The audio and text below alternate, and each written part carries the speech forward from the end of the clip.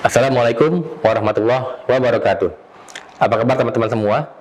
Semoga pada hari ini kita semua dalam kondisi sehat walafiat dan juga tidak kurang satu apapun sehingga masih bisa dan tetap semangat dalam mengikuti kuliah pada siang hari ini.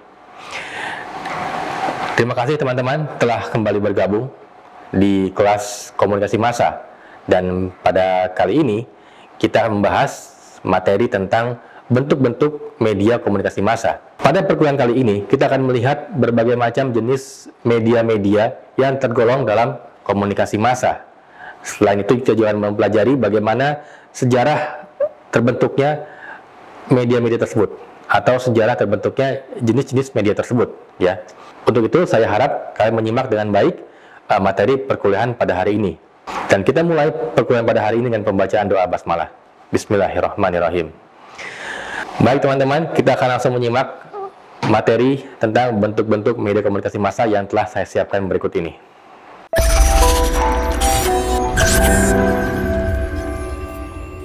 Bentuk-bentuk media komunikasi massa. Jadi ada cukup banyak ya media termasuk dalam media komunikasi massa. Kita akan bahas satu persatu di materi kali ini. Yang pertama kita bahas adalah surat kabar. Surat kabar pernah menjadi media yang cukup populer pada masanya ya. Nah, secara kontemporer surat kabar memiliki 3 fungsi utama dan fungsi sekunder. Fungsi utama surat kabar yang pertama ialah menginformasikan kepada pembaca secara objektif tentang apa yang terjadi dalam suatu komunitas, negara, dan dunia. Lalu yang kedua, fungsinya adalah untuk mengomentari berita yang disampaikan dan mengembangkannya ke dalam fokus berita. Yang ketiga, to provide atau menyediakan keperluan informasi bagi pembaca yang membutuhkan barang dan jasa melalui pemasangan iklan di media. Dan fungsi sekundernya, yang pertama kampanye proyek-proyek yang bersifat kemasyarakatan, yang kedua memberikan hiburan kepada pembaca, dan ketiga melayani pembaca sebagai konselor yang ramah dan menjadi agen informasi dan memperjuangkan hak. Nah, surat kabar sendiri sejarahnya cukup panjang, dimulai dari tahun 1609, di mana muncul prototipe surat kabar pertama di Bremen, Jerman, dan di Strasbourg, Prancis ya. Terus berkembang hingga tahun 1665 muncul surat kabar harian pertama yang terbit di Inggris bernama Daily Koran. Dan seabad kemudian terbit surat kabar harian pertama di Amerika Serikat bernama Pennsylvania Evening Post dan The Daily Advertiser. Di Indonesia sendiri, sejarah surat kabar dimulai tahun 1828 yang terbit namanya Javas Koran di Jakarta yang isinya memuat berita-berita resmi pemerintahan Belanda, berita lelang, dan berita kutipan dari harian-harian di Eropa. Di tahun 1835 lahir Surabaya Advertentieblad yang kemudian ganti nama menjadi Surabaya News and Advertentieblad, surat kabar yang lebih mengarah pada surat kabar periklanan. Dan 1885 terdapat 16 surat kabar berbahasa Belanda dan 12 surat kabar berbahasa Melayu pada daerah yang dikuasai Belanda. Di tahun 1941 hingga 1945, kantor Berita Antara diambil alih dan diteruskan oleh kantor Berita Yasima. Pada saat itu, surat kabar hanya bersifat propaganda dan memuji-muji pemerintah dan tentara Jepang. Di tahun yang sama pula muncul surat kabar perlawanan terhadap Jepang seperti Berita Indonesia, Merdeka, Harian Rakyat, Suara Indonesia di Makassar, dan Suara Merdeka di Bandung, Kedaulatan Rakyat di Bukit Tinggi, yang isinya banyak tentang propaganda kemerdekaan. Di zaman Orde Lama, di tahun 59 hingga 65, syarat penerbitan surat kabar diperketat dengan adanya SIT atau surat izin terbit dan surat izin cetak. Pada masa inilah sering terjadi polemik antara surat kabar yang pro PKI dan surat kabar yang anti PKI. Di zaman Orde Baru tahun 66 hingga 98, ini surat kabar yang dianggap nakal oleh pemerintah dicabut surat izin terbit dan surat izin usaha penerbitan pers atau SIUP. Seperti dialami Sinar Harapan, Tabloid Monitor, dan sementara di zaman reformasi, ya, dimulai dari Mei 98 hingga Oktober 99, terbit lebih dari 1.600 SIUP. Padahal selama 32 tahun era Soeharto, hanya sekitar 300 SIUP yang dikeluarkan. Nah, tahun 1969, ini SIUP dihapuskan, sehingga penerbitan pers meledak, namun tak dibarengi dengan peningkatan minat baca warga dan daya beli rendah, sehingga banyak surat kabar yang gulung tikar.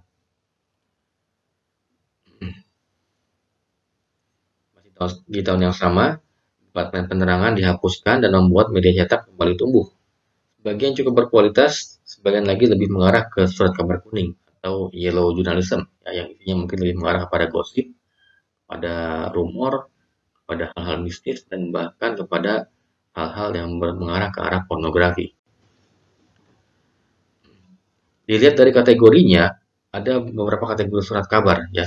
Yang pertama ada kategori surat kabar nasional, ya. Ini misalnya surat kabar nasional seperti Republika, Kompas, Media Indonesia, ya. Ada surat kabar regional seperti Pikiran Rakyat di Bandung, Jawa Barat, Waspada di Sumatera Utara, dan Singgalang di Sumatera Barat. Surat kabar lokal yang sifatnya mungkin skupnya ke kota, ya. Ada Warta Kota di Jakarta, ada Radar Bandung di Kota Bandung, ya. Dan juga mungkin juga Radar Bogor di Kota Bogor. Ditinjau dari bentuknya, ada bentuk tabloid seperti tabloid Bintang, tabloid Citra, tabloid Nova, dan tabloid Wanita Indonesia. Sedangkan dilihat dari bahasa yang digunakan, ada surat kabar berbahasa Inggris seperti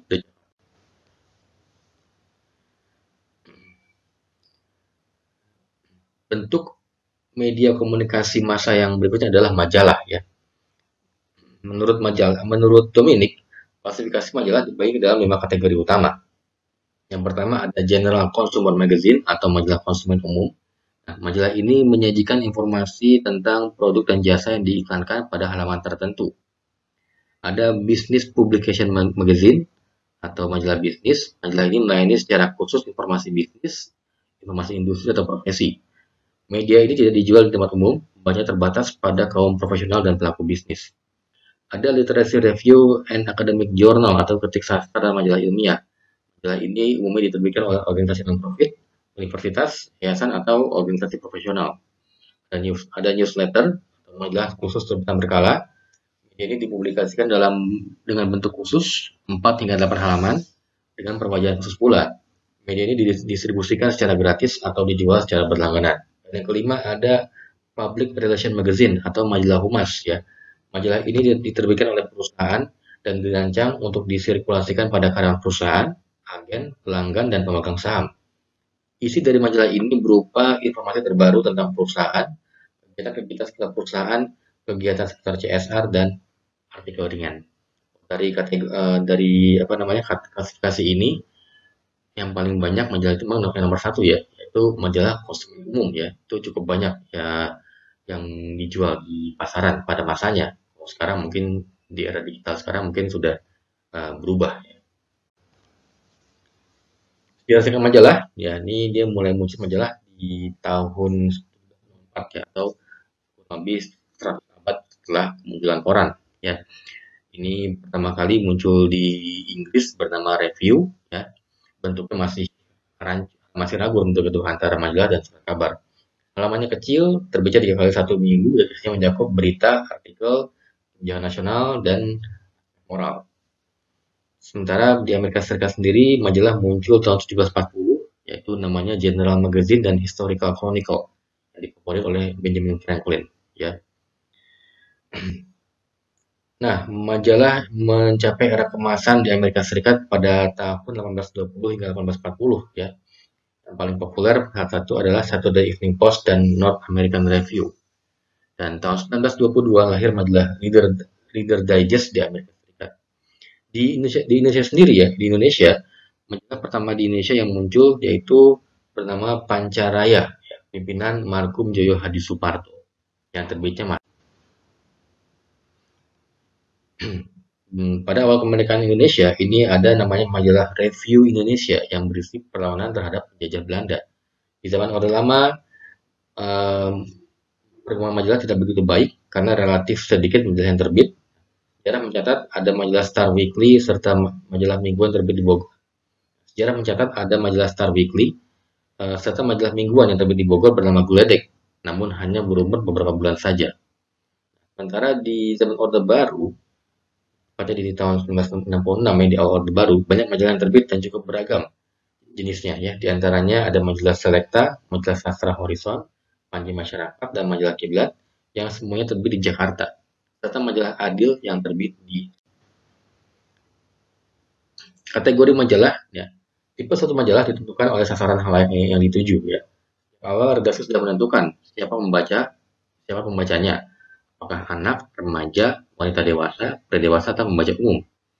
Bisa juga sasaran pembacanya adalah kalangan profesi tertentu seperti pelaku bisnis, keyakinan, atau kepercayaan, serta pembaca dengan hobi tertentu. Ya, jadi kategori majalah itu cukup banyak ya, biasanya dilihat dari siapakah pembacanya ya, untuk anak-anak, untuk remaja, untuk dewasa, untuk golongan tertentu, nah itu bisa ditentukan kategorinya. Fungsi majalah ya, sebenarnya fungsi tiap-tiap majalah berbeda ya berdasarkan sasaran khalayaknya. Pada majalah berita lebih berfungsi sebagai media informasi tentang berbagai peristiwa dalam dan luar negeri, fungsi hiburan. Nah, pada majalah wanita dewasa, ini fungsinya sebagai hiburan, informasi, dan tips tentang masalah wanita serta pendidikan. Sementara mungkin pada majalah pertanian, fungsi utamanya adalah memberikan pendidikan tentang cara bercocok tanam serta informasi pertanian. Jadi, majalah pun juga dilihat dari kategori majalah tersebut. Karakter majalah, ya, ini karakter yang utama yaitu penyajiannya lebih mendalam, ya, karena para reporternya memiliki waktu cukup banyak untuk memahami suatu peristiwa. Kalau sekarang kita lihat majalah Tempo ya, dia bisa mengulas cukup dalam tuh kan mengenai peristiwa-peristiwa yang cukup ramai ya. Ya saat materi ini dibuat yang sedang ramai itu di majalah Tempo yaitu mengenai kasus penembakan anggota FPI di kilometer 40 dan juga kasus korupsi bansos ya oleh Menteri Sosial Juliari Batubara ya, yang merupakan menteri dari PDI Perjuangan. Karakteristik yang kedua, ada nilai aktualitas lebih lama karena dalam membaca majalah tidak pernah tuntas sekaligus. Yang ketiga karakternya yaitu gambar atau foto lebih banyak ya. Juga majalah lebih banyak karena isinya lebih mendalam dan lebih menampilkan gambar atau foto yang lengkap. Serta kualitas kertas yang digunakannya pun lebih baik. Dan yang keempat yaitu cover sebagai daya tarik ya. Cover ibarat pakaian dan aksesoris pada manusia ya. Biasanya menggunakan kertas yang bagus dengan gambar dan warna menarik pula. Orang akan tertarik membeli majalah jika mungkin covernya itu menarik, covernya itu unik. Biasa orang lebih tertarik untuk membaca majalah tersebut ya. Itu merupakan karakteristik majalah ya, yang berbeda dengan surat kabar ya. Intinya di majalah itu liputannya bisa lebih mendalam ya, dibanding dengan surat kabar, dan juga nilai aktualnya lebih lama ya karena biasanya membaca majalah itu tidak langsung sekali tuntas, tapi bisa mungkin dibacanya bisa tidak harus selesai dalam satu hari. Bentuk media berikutnya itu radio siaran ya. Radio adalah media massa elektronik tertua dan sangat luas ya. Selama hampir satu abad lebih, radio siaran telah berhasil mengatasi persaingan keras dengan bioskop, rekaman kaset, televisi, serta TV kabel. Ya, keunggulan radio siaran adalah dapat didengarkan di mana saja, seperti di tempat tidur, di dapur, di mobil, di kantor, di jalanan, dan di tempat-tempat lainnya. Jadi radio ini ya sebenarnya sejak saya masih kuliah dulu itu sempat ada dugaan tentang begitu bahwa radio sebentar lagi akan kolaps ya karena kemunculan namanya media internet. Tapi kenyataannya sampai sekarang radio malah masih bisa bertahan ya. Bahkan mereka bisa melakukan konvergensi dengan internet sehingga sekarang untuk mendengarkan radio ya tidak harus memiliki radio, tapi cukup dengan memiliki smartphone atau atau mungkin peralatan Android kita bisa mendengarkan radio secara online. Nah, sejarah radio siaran di Indonesia ya, ini pertama kali radio siaran di Indonesia itu pada tahun muncul pada tahun 1925, yaitu namanya Bataviase Radio Vereniging di Batavia ya.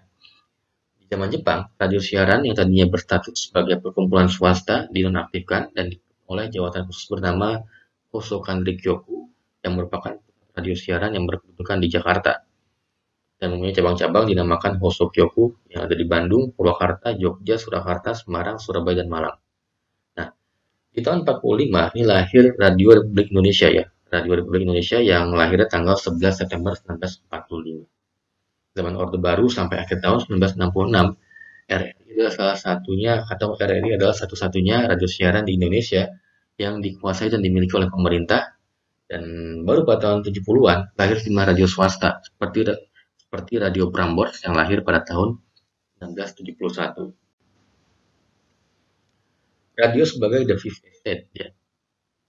Nah, radio ini mendapat julukan sebagai kekuatan kelima atau the fifth estate karena radio siaran juga bisa melakukan fungsi kontrol sosial seperti surat kabar. Di samping empat fungsi lainnya, yakni memberi informasi, menghibur, mendidik, dan melakukan persuasi. Nah, faktor-faktor yang mempengaruhi kekuatan radio siaran tersebut adalah yang pertama daya langsung, ya. Daya langsung radio berkaitan dengan proses penyusunan dan penyampaian pesan pada pendengarnya yang relatif cepat. Belum ada internet, ini radio termasuk salah satu yang cepat.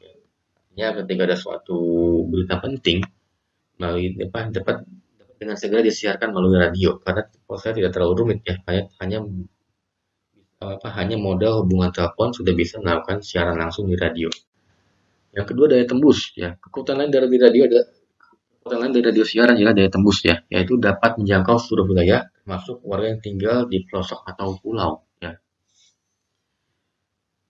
Saya teringat dulu ketika tahun 2012 ya, itu zaman Piala Eropa tahun 2012, saya sempat melakukan siaran Piala Eropa di radio namanya Sindo Radio, dan ternyata pendengar siaran radio, siaran bola melalui radio itu pendengarnya justru jauh-jauh. Pendengarnya di Pulau Samosir. Ya. Pulau Samosir itu pulau yang berada di tengah-tengah Danau Toba. Jadi karena siarannya tidak bisa menonton siaran langsung sepak bola dari televisi, tapi mereka bisa menangkap sinyal radio dan mendengarkan siaran radio pertandingan sepak bolanya dengan siaran langsung dari radio. Ya, itu daya tembus. Jadi radio itu kadang bisa menembus ya daerah-daerah yang pelosok atau pulau-pulau. Daya tarik. Daya tarik ini disebabkan sifatnya yang serba hidup berkat tiga unsur yang ada padanya, yakni musik, kata-kata, dan efek suara atau sound effect. Nah, tulang punggung radio siaran adalah musik. Nah, oleh karenanya, hampir setiap acara radio siaran dikemas dalam bentuk hiburan. Bentuk media yang berikutnya atau bentuk media komunikasi massa berikutnya adalah televisi. Nah, semua media komunikasi yang ada, televisi adalah yang paling berpengaruh dalam kehidupan manusia. Televisi merupakan media yang paling banyak digunakan oleh segala kalangan, dan perkembangan televisi juga cukup pesat ya. Mulai dari perkembangan saluran, mulai dari perkembangan program acara, bahkan dari perkembangan ukuran televisinya sendiri ya. Contoh saluran TV ya. Awalnya hanya ada TVRI, tapi sekarang sudah cukup banyak saluran TV di Indonesia. Program, mungkin awalnya program hiburan seperti sinetron atau program berita biasa, tapi sekarang sudah makin banyak lagi acaranya, seperti ada reality show, ada mungkin talk show hiburan dan lain-lainnya. Dan bahkan ukuran TV-nya sendiri. Dulu TV itu masih model TV tabung kan, TV tabung yang dengan layar cembung kan, dengan tabung besar di belakangnya. Kemudian berkembang menjadi TV layar datar dengan tabung juga. Lalu berkembang lagi dengan TV yang slim kan, layar datar tanpa adanya tabung kan. Ukuran pun berubah-ubah. Ada yang dari mulai 14 inch, 20 inch sampai ke mungkin 36 inch dan inch yang lebih besar lagi. Dan pasaran juga berkembang lagi hingga ke ada yang layarnya layar cekung. Sejarah singkat televisi ini dimulai tahun 1890 hingga 1925 di mana para ilmuwan seperti James Clerk Maxwell, Marconi, dan Hendrik Hertz melakukan penelitian awal ya. Masih di periode yang sama, eksperimen Paul Nipkow dan William Jenkins dengan metode pengiriman gambar melalui kabel. Dan pada 1925 baru ditemukan televisi sebagai pesawat transmisi dengan menggunakan metode mekanikal dari Jenkins. Tahun 1928, General Electric Company mulai menyelenggarakan acara siaran TV secara reguler. Dan tahun 1940, Presiden Amerika Serikat Franklin D. Roosevelt tampil di layar TV. Di tahun yang sama pula, siaran TV komersial pertama di Amerika Serikat. Sementara di Indonesia, stasiun TV pertama itu yaitu TVRI ya, yang lahir tanggal 24 Agustus 1962 ya, atau bertepatan dengan pembukaan Asian Games pada saat itu. Di tahun 62 hingga 63, TVRI bersiaran rata-rata hanya 1 jam sehari. Lalu di tanggal 16 Agustus tahun 76, satelit Palapa mulai digunakan sehingga siaran TVRI tersebar ke berbagai wilayah. Dan tahun 89, kemunculan pertama TV komersial ya, yaitu namanya RCTI. Dulu awalnya RCTI itu hanya bisa disaksikan dengan menggunakan decoder. Kemudian berkembang dan dapat ditonton dengan menggunakan antena analog. Nah, fungsi TV ya, tidak berbeda dari media massa lainnya, yaitu memberi informasi, mendidik, informasi dan memberi hiburan. Ya. Tapi fungsi menghibur pada televisi lebih dominan. Karakter TV, ya. Pertama ada audiovisual, artinya TV dapat didengar dan sekaligus dilihat, dan ada penayangan gambar dalam siaran berita. Lalu ada berpikir dalam gambar, jadi maksudnya adalah ada tahap visualisasi dan tahap penggambaran. Jadi artinya visualisasi itu adalah menerjemahkan kata-kata yang mengandung gagasan untuk menjadi gambar yang bermakna. Dan sementara tahap penggambaran yakni kegiatan merangkai gambar-gambar individual sedemikian rupa sehingga kontinuitasnya mengandung makna tertentu. Jadi, maksudnya adalah begini, antara visual gambar Anda antara visual gambar ya dengan naskah dengan teks ya itu harus sesuai. Kalau di televisi itu ya, misalnya di naskahnya disebutkan sedang termenung kan, maka gambarnya pun juga harus termenung. Jangan sampai naskah yang menyebutkan termenung, tapi gambarnya senyum. Atau mungkin naskahnya disebut sedang bersedih kan, tapi gambarnya tertawa-tawa. Atau gambarnya ketawa-tawa, itu tidak sesuai. Artinya di dalam gambar itu harus ada kesesuaian antara visual dengan naskahnya, seperti itu. Karakter yang ketiga, pengoperasian lebih kompleks ya. Mengoperasikan siaran TV itu lebih kompleks ya, karena banyak orang yang terlibat dalam proses siaran itu ya. Mulai dari produsernya, mulai dari program directornya, mulai dari ada kameramennya, ada bagian lighting, ada bagian make up dan lain-lainnya. Oleh karena itu, dalam operasi televisi ini dibutuhkan kru dan juga peralatan yang digunakan lebih banyak dan harus orang-orang yang terampil dan terlatih dalam faktor yang harus diperhatikan dalam televisi. Yang pertama ya pemirsa. Nah, komunikator harus memahami kebiasaan dan minat pemirsa dari kategori anak-anak, remaja, dan dewasa. Jadi setiap acara yang ditayangkan benar-benar berdasarkan kebutuhan pemirsa ya. Misalnya begini, misalnya kalau hari Minggu pagi ya, itu biasanya yang nonton tuh anak-anak, jadi ditayangkan film anak.